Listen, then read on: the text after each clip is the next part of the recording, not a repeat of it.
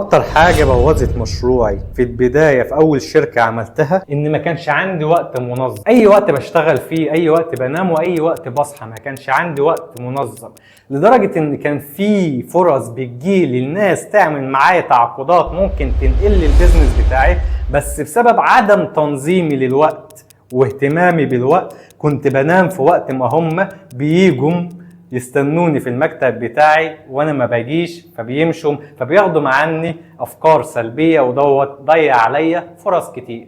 فتنظيمك للوقت في بدايه البيزنس بتاعك ده من اهم حاجه في البيزنس.